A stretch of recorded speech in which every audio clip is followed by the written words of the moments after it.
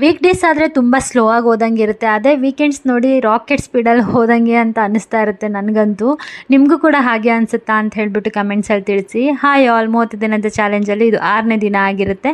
ಇನ್ನು ಇವತ್ತು ಸಂಡೇ ಆಗಿದ್ದರಿಂದ ಸ್ವಲ್ಪ ಬೆಳಗ್ಗೆ ಬೇಗನೆ ಎದ್ದು ಮನೆಯೆಲ್ಲ ಕ್ಲೀನ್ ಮಾಡಿ ನಾವು ಕೂಡ ಫ್ರೆಶ್ ಅಪ್ ಆಗಿ ದೇವ್ರಿಗೆ ನಮಸ್ಕಾರ ಹಾಕ್ಬಿಟ್ಟು ಚರ್ಚ್ಗೆ ಹೋಗೋಣ ಅಂತ ಹೇಳಿ ಹೊರಟ್ವಿ.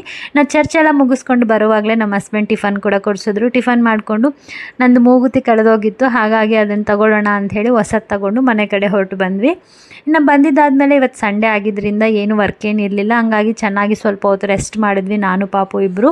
ಇನ್ನು ಮಧ್ಯಾಹ್ನ ಲಂಚ್ಗೆ ಚಿಕನ್ ಕಟ್ಲೆಟ್ನ ಮಾಡಿಕೊಟ್ಟಿದ್ದೆ ಮತ್ತು 3 ಗಂಟೆ ಹಂಗೆ ಮಸ್ಕ್ ಮೆಲನ್ ಹಾಕಿ ಜ್ಯೂಸನ್ನ ಕೂಡ ಮಾಡಿಕೊಟ್ಟಿದ್ದೆ. ಯಾಕಂದರೆ ಈ ಬಿಸಿಲಿಗೆ ಊಟ ಮಾಡಬೇಕು ಅಂತಲೇ ಅನಿಸಲ್ಲ, ಹಂಗಾಗಿ ಜ್ಯೂಸ್ ಆದರೆ ಒಂದು ಸ್ವಲ್ಪ ಪಾಪುನು ಕುಡಿತಾನೆ ಅಂತ ಹೇಳಿಬಿಟ್ಟು. ನನ್ನ ಮಗ ನೋಡ್ತಿರ್ಬೋದು, ಕೆಲಸ ಇಲ್ಲ ಅಂಥೇಳಿ ಕೆಲಸ ಇಡ್ತಾ ಇರ್ತಾನೆ. ನಾನು ಕ್ಲೀನ್ ಮಾಡಿದ್ರೆ ಅವನ್ನೆಲ್ಲ ಮತ್ತೆ ಹರಡ್ತಾ ಇರ್ತಾನೆ ವಸ್ತುಗಳನ್ನ ಮನೆಯೆಲ್ಲ, ಏನು ಮಾಡೋಕ್ಕಾಗಲ್ಲ. ಇನ್ನು ರಾತ್ರಿ ಊಟ ಪ್ರಿಪೇರ್ ಮಾಡಬೇಕಾದ್ರೆ ನನ್ನ ಮಗ ಬಾಲ್ಸ್ ತೊಗೊಂಡು ಆಟ ಆಡ್ತೀವಿ, ನಾನು ಡಿಸ್ಟರ್ಬ್ ಮಾಡಿದ್ದಂಗೆ. ಇನ್ನು ರಾತ್ರಿ ಊಟಕ್ಕೆ ಮುದ್ದೆ ಮತ್ತು ಚಿಕನ್ ಸಾರನ್ನ ಮಾಡಿದ್ದೆ. ಊಟ ಎಲ್ಲ ಮಾಡಿ ಪಾತ್ರೆ ಎಲ್ಲ ತೊಳೆದು ಕಿಚನ್ ಕೂಡ ಸ್ವಲ್ಪ ಹೊತ್ತು ಕ್ಲೀನ್ ಮಾಡಿಬಿಟ್ಟು ಮಂಡೇ ಬಂದುಬಿಡ್ತಲ್ಲಪ್ಪ ಮತ್ತೆ ಅಂತ ಹೇಳಿ ಅನ್ನೋ ಬೇಜಾರಲ್ಲಿ ಬಾಲ್ಕನಿಯಲ್ಲಿ ಸ್ವಲ್ಪ ಹೊತ್ತು ಕೂತ್ಕೊಂಡು ಇವತ್ತಿನ ವೀಡಿಯೋನ ಮುಗಿಸ್ತಾ ಇದ್ದೀನಿ ಗಾಯ್ಸ್. ಈ ವಿಡಿಯೋಸ್ ನಿಮ್ಗೆ ಇಷ್ಟ ಆಯಿತು ಅಂದರೆ ಪ್ಲೀಸ್ ಒಂದು ಲೈಕ್ ಮಾಡ್ಕೊಳ್ಳಿ, ಹಂಗೆ ಫಾಲೋ ಮಾಡ್ಕೊಂಡು ನನಗೆ ಸಪೋರ್ಟ್ ಮಾಡಿ ಅಂತ ಹೇಳ್ತಾ ಇವತ್ತಿನ ವೀಡಿಯೋನ ಮುಗಿಸ್ತಾ ಇದ್ದೀನಿ. Thank you all, bye.